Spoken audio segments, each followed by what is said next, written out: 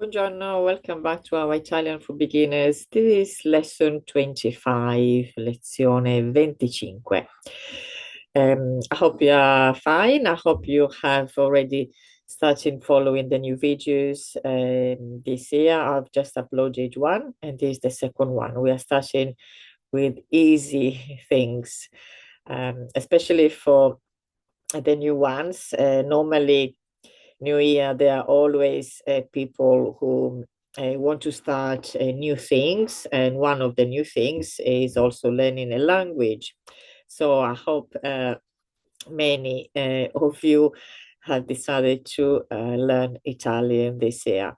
Um, so I do repeat this for the regular viewers, subscribers, and I'll say this for the new ones as well.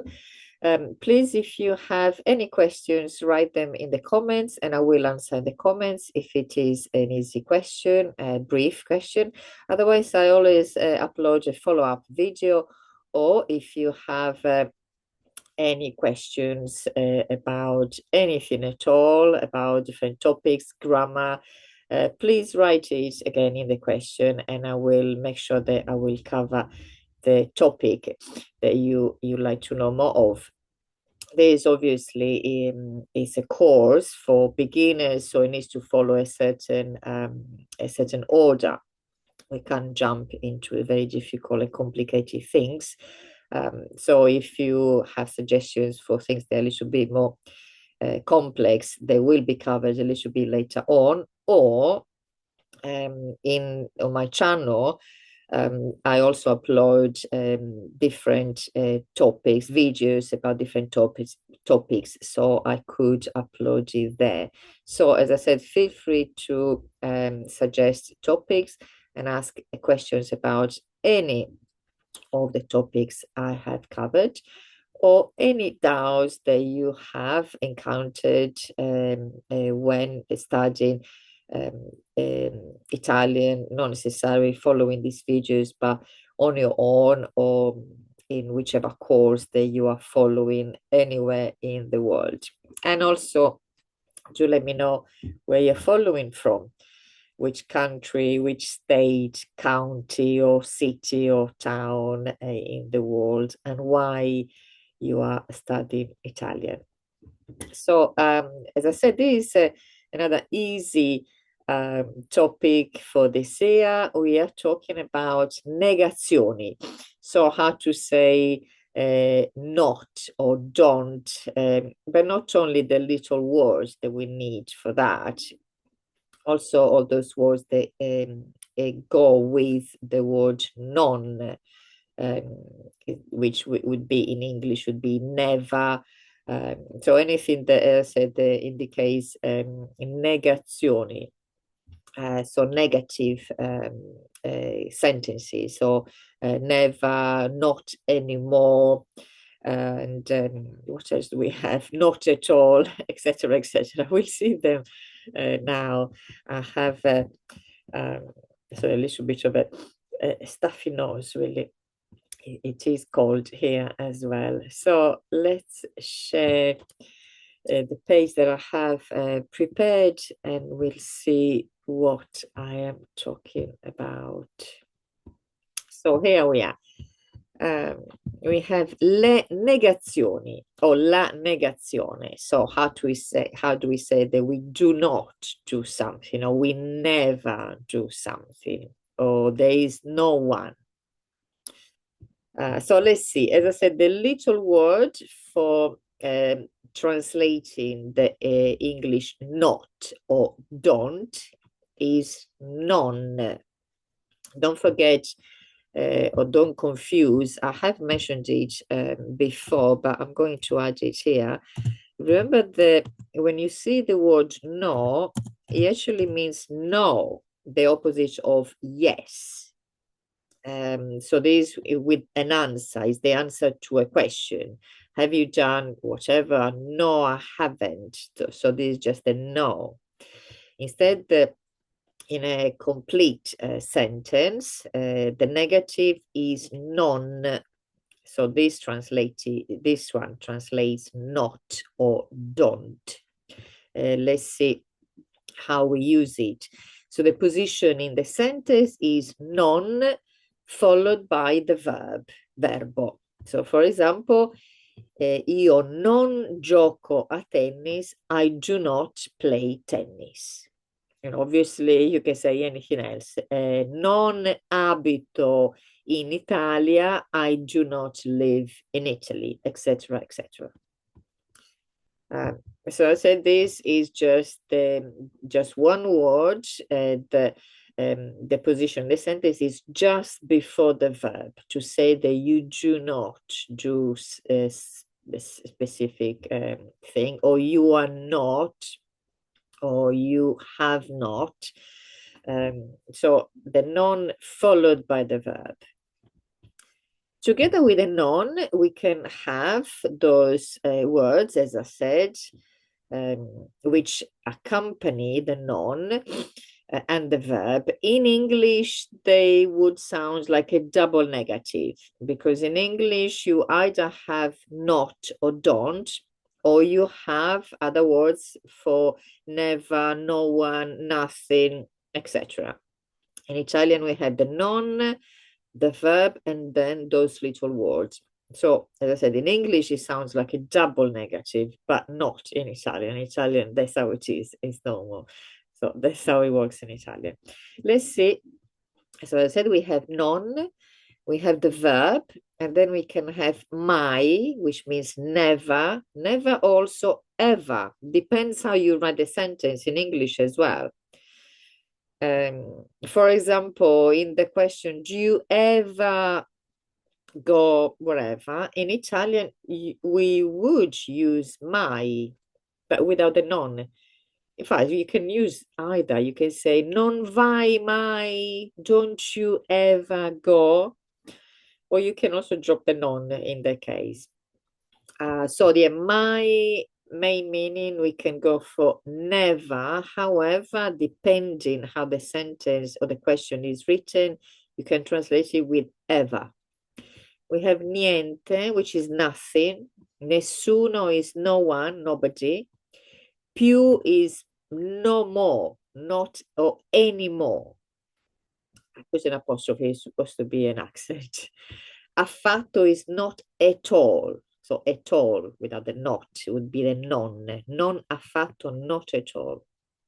Neanche is not even. Ne, and here you have a repetition. You have two ne. You remember, look at the accent. The direction the accent is going is accento acuto. So it's neither nor. So you have ne, then you have a noun or a verb, ne, and you have another actually verb or noun. Let's see some examples. So you can say, so how we use all these words and this negative in a sentence. You can say non c'è niente, there is nothing. Literally, there isn't anything. It's exactly the same, just a slightly different context in English. Or non c'è nessuno, there is no one. Or there isn't anyone.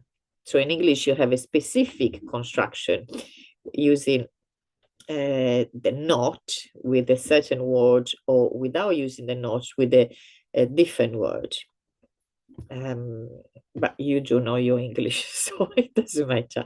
It's just to see a little bit, to make a comparison a bit with Italian. You can say non vado più a scuola. I don't go to school anymore.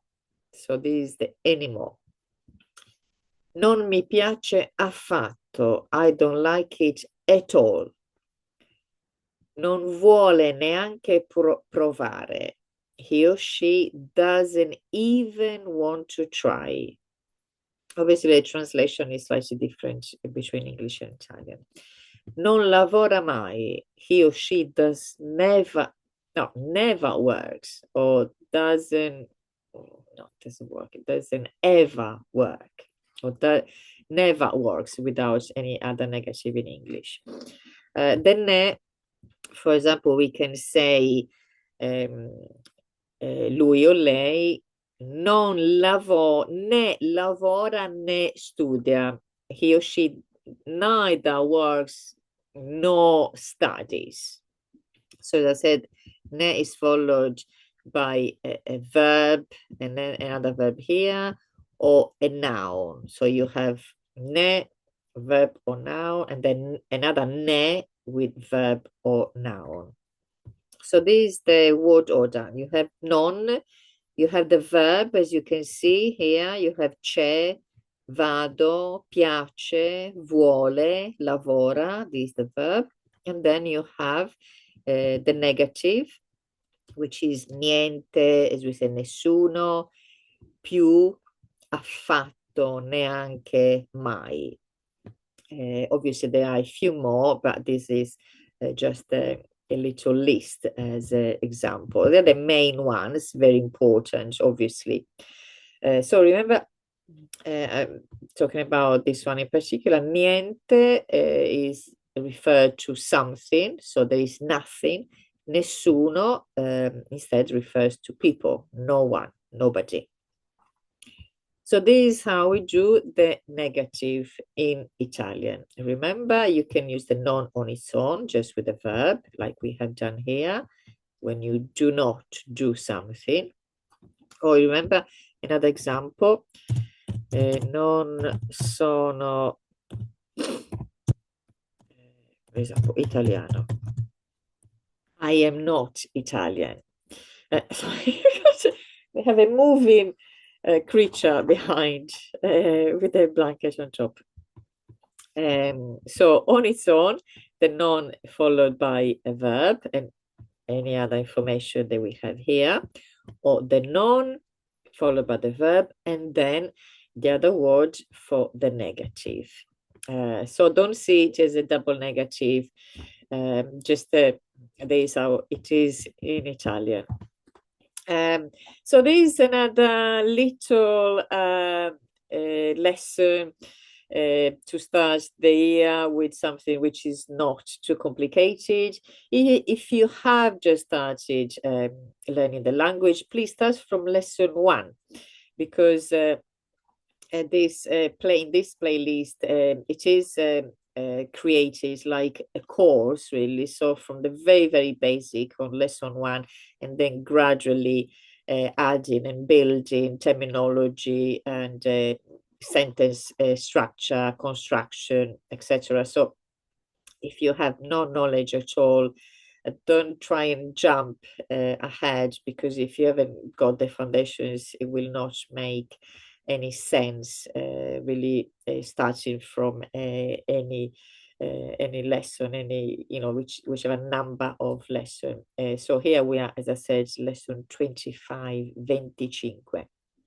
And if you're feeling confident enough and happy enough and you want to add a little bit more, feel free at this point to look at my other video on the channel, which are not under playlist. There is a mixture of video. You can start looking at a few things there. For example, you can start looking at passato prossimo. Passato prossimo is the past tense. So far, officially, on this playlist, we've only seen the present tense. However, you can start looking at, as I said, passato prossimo, which is a very important tense to start talking in the past. So you can use all the information, the terminology that you know already, and instead of using the verb in the present, you can, as I said, start looking at the verbs in the past. So start watching those videos, the one of passato prossimo, anything that covers adjectives, adjectivi. As I mentioned before, there are some useful videos in the mixed list of videos. I do mention during these lessons, I do mention the videos that you can look at.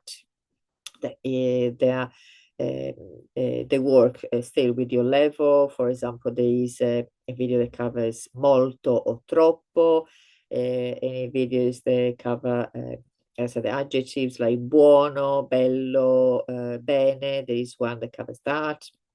So these are things that you can start watching and incorporate in your knowledge. Right, I'll leave you now. So this was lesson 25, 25, and I will see you very soon with another lesson. Bye bye, ciao.